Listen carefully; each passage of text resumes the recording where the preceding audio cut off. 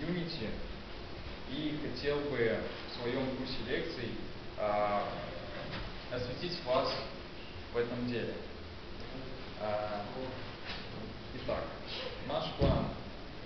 Вначале мы разберемся, что такое разработка игр, основные моменты, которые нужно знать. Далее мы познакомимся с Unity3d, вы узнаете, что это такое.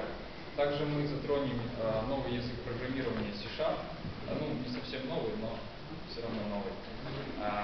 Также мы укажем укажем какой-то формат встречи, который будет проходить у нас, ну и подведем итог. Итак, разработка игр. Разработка игр – это процесс создания игры. В принципе, я думаю, каждый из вас играл в игры, знает, что это такое.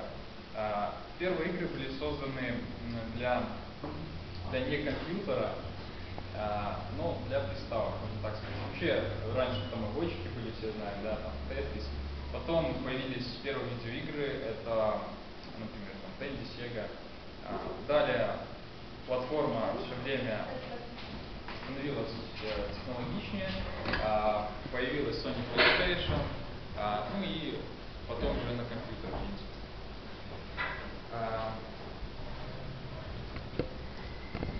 Значит, чтобы создать игру, требуется некая команда, но иногда и достаточно одного разработчика.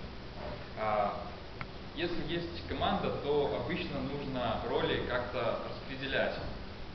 Допустим, в моей команде есть отдел художников, отдел программистов и отдел маркетинга, который, собственно, и управляет продвижением игры.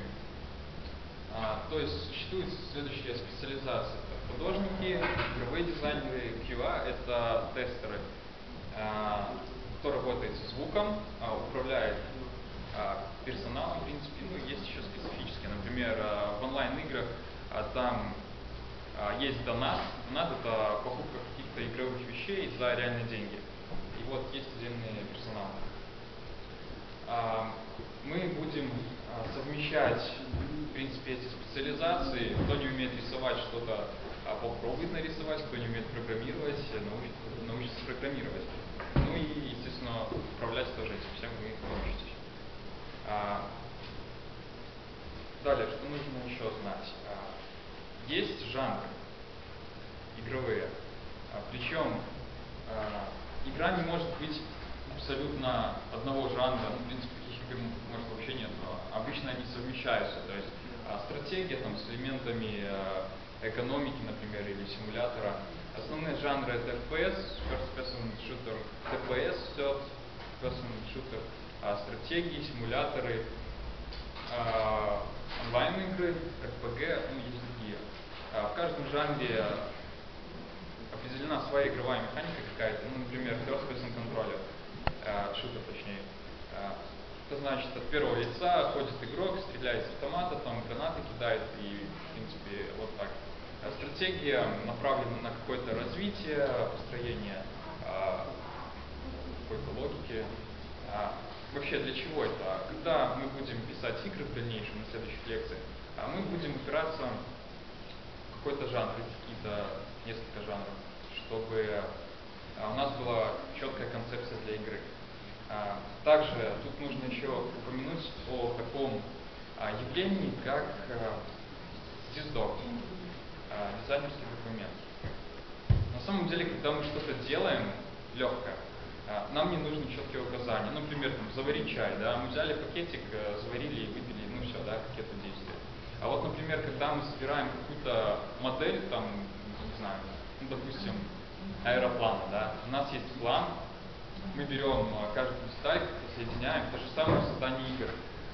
Игра, она не настолько легко создаваема, как кажется с первого взгляда. То есть нам тоже нужно четкое руководство, и все это руководство будет описано в дизайн-документе.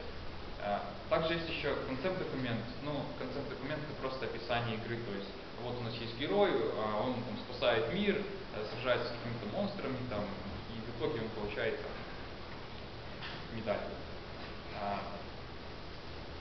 Вот, поэтому тоже нужно знать, что диздок это очень важно. Далее хотел бы привести пример удачных игр. Первая игра, все играли, это Марио. Она настолько оказалась популярной, что охватила практически весь мир. Причем потом эту игру портировали и на с приставки на компьютер. По сей день в принципе играют тоже. Следующее это Worm, червячки. Тоже достаточно развлекательная игра. Вот. И следующее это Counter-Strike. В принципе, я приводил примеры такие, которые сразу почему-то в ум попались, они потому что распространенные. И в этих играх можно отметить то, что там достаточно все сложено, четко все описано, в игровой механике. То есть Марио понятно, что там мы проходим уровни, в червячках тоже понятно, там нужно мочить другого игрока, например. Counter-Strike тоже это устраиваем стратегию, какую-то атаки и атакуем, захватываем базу и так далее. И дальше, с помощью чего, собственно, создавались все игры. Все игры создавались с помощью каких-либо инструментов или средств, будь то или просто язык программирования, или какой-то игровой движок. Игровой движок – это такая система, которая включает в себя несколько подсистем. Например, одна подсистема работает со звуком, другая подсистема работает с графикой, третья с управлением. Вот игровой движок – это совокупность всех этих подсистем. Язык программирования в чистом своем виде, это не все программировали, наверное, да? Просто код компилируется сразу в исходник, мы запускаем, и все, в принципе, никаких там менеджеров мы не делаем. Управления никакого нет, по сути. И поэтому игровые движки намного упрощают разработку игр. Известные примеры средств для разработки не движков. Почему не движков, я сейчас тоже расскажу. Средства это CNA, это является фреймворк. Фреймворк это такая совокупность методов, которая упрощает тоже разработку. Допустим, метод вращения. То есть мы просто вызываем этот метод вращать, указываем для какого объекта на какой угол. Или, например, проиграть звук. Мы просто указываем, какой звук проиграть, он проигрывается. Вот эта библиотека таких методов называется фреймворком. Далее, GameMaker – это конструктор для игр, то есть мы туда помещаем, просто открывается программа, мы помещаем какие-то объекты, цепляем на них какие-то события, там немного кода есть. Собственно, поэтому называется конструктор, потому что мы просто собираем как конструктор все детали. Еще фреймворком является альтернатива 3D. Альтернатива 3D это тоже фреймворк, но только на флеш. Флеш все знают, да, что такое. Это технология, которая распространяется для браузеров, и некоторых мобильных даже платформ. Она позволяет создавать 3D приложения, 3D игры тоже. Так, и у нас остались игровые движки. Это NeoAxis, Unreal Engine и Unity3d. Почему мы выбираем Unity3d, а не другие? Во-первых, из-за простоты. На самом деле, чтобы обучиться программировать на Unity3d, достаточно где-то около недели, как показывает практика. Несмотря на то, что нужно еще выучить язык программирования, чтобы далее успешно развивать свою игру, она была полноценной. Но все равно неделя, в принципе, я думаю, не полная, достаточно быстро. Это плюс быстроты разработки. Еще один важный плюс, который для меня высветился, это то, что мы можем легко портировать игру на любую платформу. Как вы знаете, у нас сейчас много платформ мобильных. Это iOS, Android, также веб-плеер, не мобильная платформа, просто веб-плеер, и обычная игра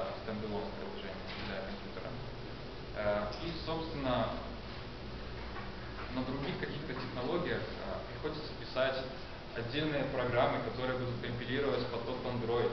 Потом еще надо написать, чтобы она компилировалась под iOS. То есть это куча рутинной работы, в принципе, которую выполняет сам Unity. Поэтому процесс разработки для разных платформ ускоряется. И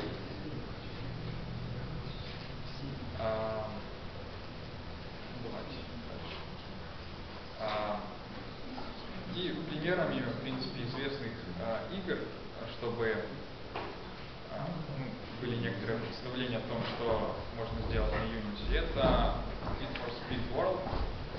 Недавно вышло, там, по-моему, год назад, я точно не помню. Достаточно реалистичная графика, я бы это отметить хотел. Вот.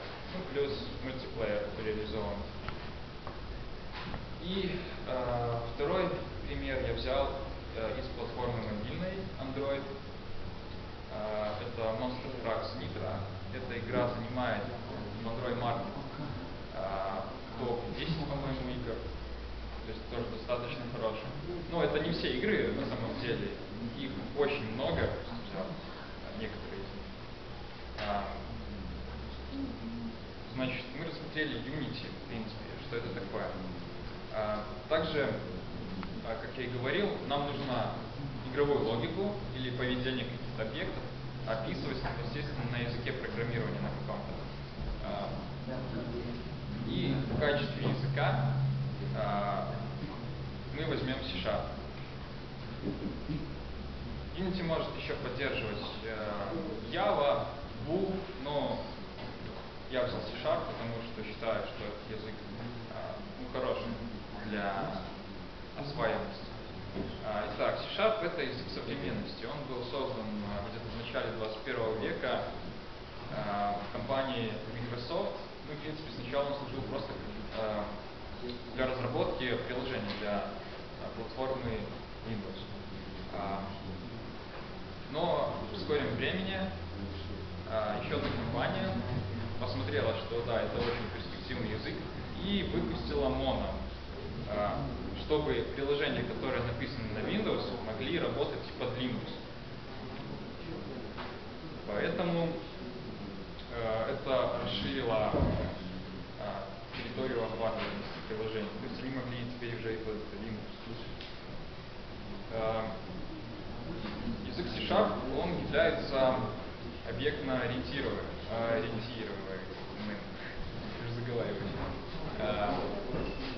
Что это значит? Когда мы пишем программы на Паскале, в принципе, у нас программы выполняются последовательно, да? То есть строчка за строчкой.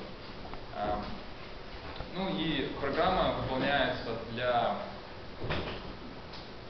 выполняет какое-то одно действие, можно так сказать. То есть определенная программа. Объектно-ориентированный же язык представляет собой объект. Ну, допустим, человек — это объект, машина — это тоже объект. Для каждого объекта мы будем писать свою логику поведения. То есть, например, человек, он может там ходить, кушать, петь, там, стрелять, еще что-то. Машина может поворачивать, может ездить, там, в нем могут двери открываться, ну и так далее.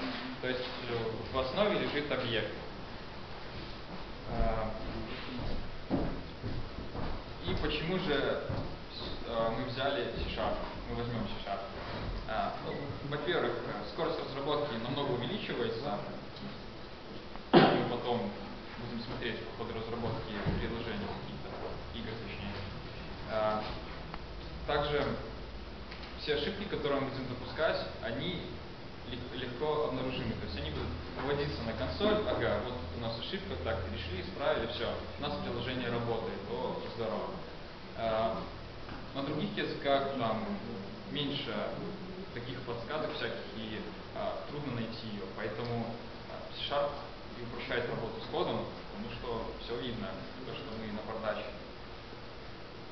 Ну, по скорости я не буду сравнивать языки, именно C#, Java и Bool, потому что они где-то одинаковые, и скорость приложения, в принципе, не изменится. Скорость работы приложения.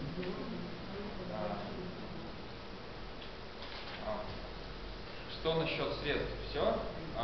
Далее давайте познакомимся с форматом встречи.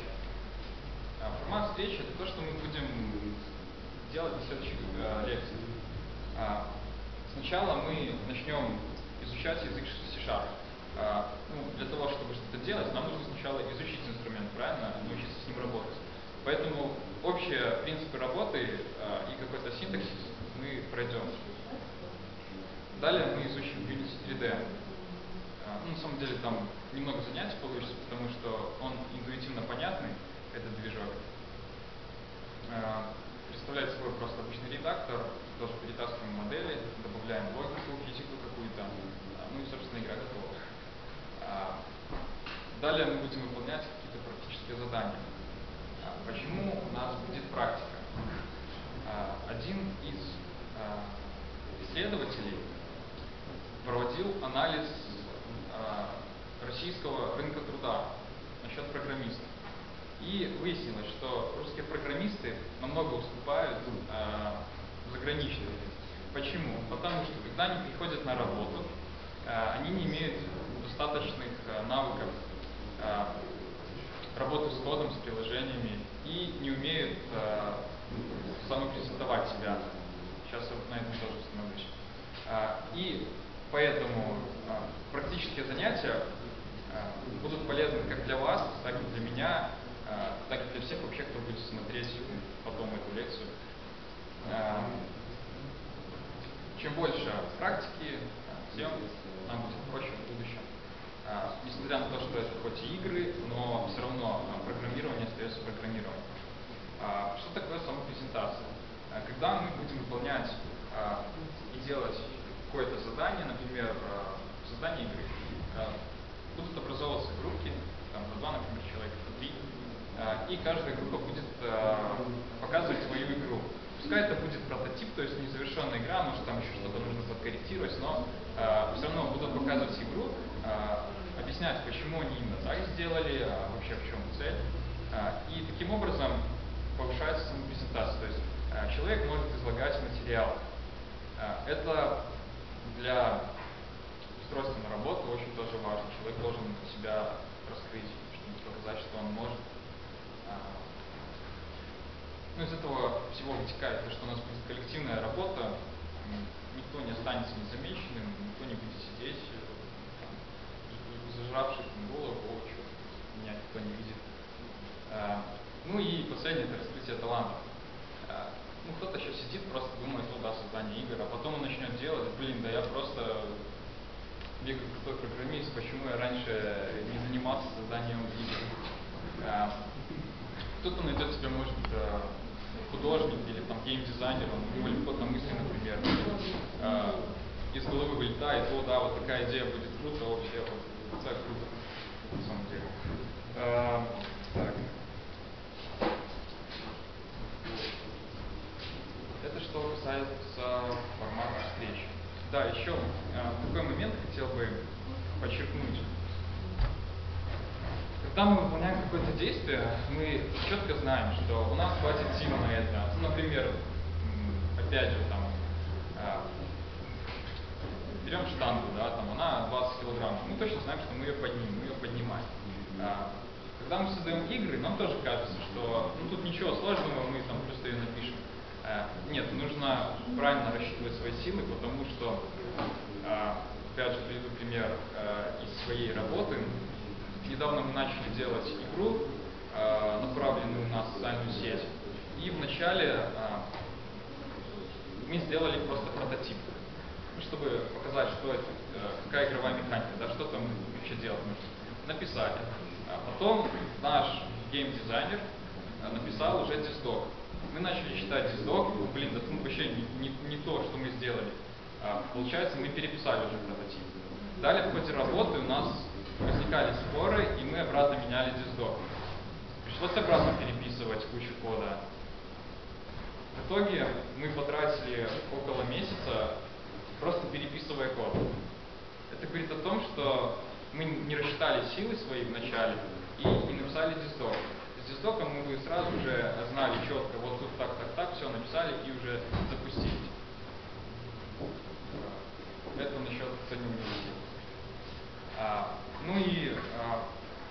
вообще, подведя итоги, можно сказать, что в связке Unity с C# игры создать намного проще. Это очень реально. И причем перспективно. На играх сейчас зарабатывают очень много денег. В России просто не очень, как и в Беларуси, как и вообще в постсоветском пространстве. В принципе, немного разработчиков, которые делают качественные игры, умеют делать. Допустим, это только Лавар. Извини, сейчас приходим сразу в голову Лавар. Поэтому постараемся поднять российские технологии на новый уровень. И еще несколько ссылок. Unity3d.com — это официальный сайт Unity3d. Вы можете там познакомиться с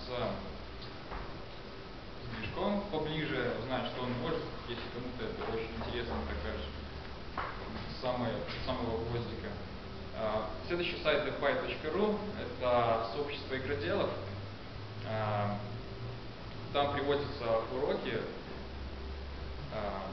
также статьи интересные, в принципе, по играм. Ну и там можно задать вопросы касательно Unity, ну и вообще программирования.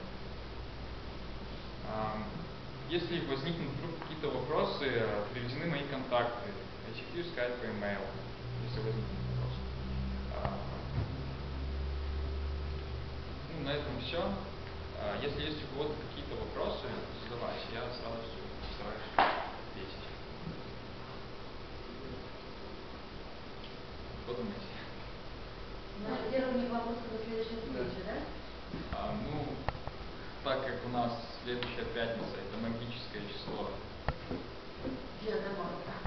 Да, 9 марта, и у нас, скорее всего, не будет занятий, поэтому, наверное, будет в субботу. Я думаю, что в Воскресенье лучше? Да. А у нас же практика.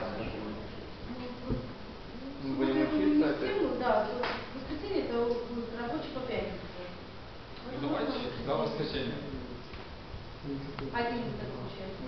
Да, в следующий раз... Мы к вам зайдем, спасибо. Ну хорошо, да, если что. В следующий раз мы уже начнем работать с C#, поэтому можете даже взять листик и какие-нибудь тетради. Какие еще есть вопросы? Игры выпускали? Что? Игры выпускали? Да, у меня есть пару игр. Большинство, точнее еще есть и незаконченные, которые, ну, так просто. Это покер онлайн, которую мы игру выпустили, это техасская дуэль. Но они, конечно, неизвестные, потому что мы их выпускали для себя. Мы сделали, да, вот мы получили кучу опыта, мы даже отслали рецензии на издателя, чтобы получить отзыв. Вот. Техасская дуэль заманчивый там геймплей такой, прикольный, в принципе. Мы сейчас ее тоже делаем для контакта. Следующая игра — это Заботань. Ну, эта игра сейчас у нас в основе лежит, которую мы уже делаем около 4 месяцев. Она тоже выйдет ВКонтакте. Развивающая игра. В принципе, не похожа ни на какую игру. Поэтому, в принципе, будет интересно в этом поиграть. Что еще? Ну, первые игры там такие были. Роботс, там что-то типа Марио, только там робот бегает и собирает звездочки всякие, уклоняется от монстров. Ну и по сути все. Как я говорил, игровую свою такую, может, мини-карьеру я начал там где-то 3 года назад. И вообще программировать еще раньше начал.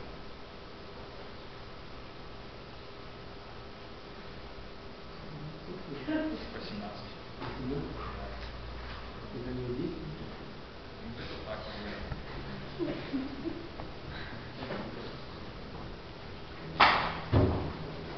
Может, девушка что-то? Нет? Не, она развивается, там может быть, что-то там программировать занимается. Можно записать, в принципе, но, как я и говорил дальше, мы будем объединяться в какие-то подгруппки, да, и вы будете писать свою игру. Можно так сказать. И будете потом показывать. Ну, мы не будем обсемеивать, конечно. Это все ради опыта, ради самопрезентации. У нас вот на очереди уже парень пишет, пытается. Вот. Я тоже, может, что-то набросаю, поделюсь тоже каким-то опытом. В принципе, для этого и направлена лекция, чтобы делиться опытом.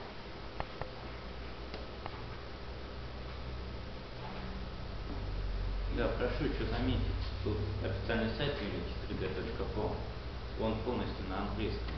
Сейчас, так сказать, Unity3d.ru, это русские выпуски лекций, и там тоже, что касается уроков, моделей, все, что надо, можно взять там. Официальный сайт просто в качестве источника первоначального, потому что остальные все лекции просто переведены, даже не переведены, просто какие-то отдельные сообщества на русском языке. Скачать, кстати, Unity можно как? Можно прямо сейчас, если вот хочешь, я могу скинуть.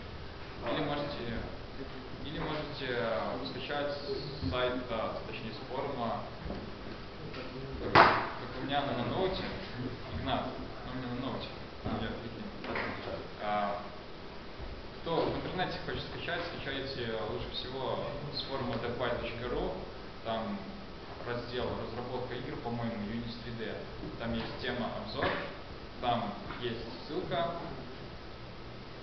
на Unity, ну и есть кряк. В принципе, почему мы используем кряк? Да, это сделать нельзя, это очень плохо, мы пираты, но пока в данном случае мы не будем зарабатывать на этом кучу денег, поэтому Unity нас простят, думаю, Unity там, их организация будет. Поэтому, чтобы просто вкусить все возможности на другие платформы и какие-то там еще плюшечки использовать, которые доступны только в полной версии, для этого мы и возьмем кряк. Но потом, если будем уже делать игру такую целевую, там, на аудиторию, чтобы заработать денежку, то нужно, конечно, купить лицензию. Кстати, она не очень дорогая, там, около $1500, в принципе. Но это недорого, но другие движки там начинают 10 тысяч, там, до 100 даже. Поэтому там на рынке нормально.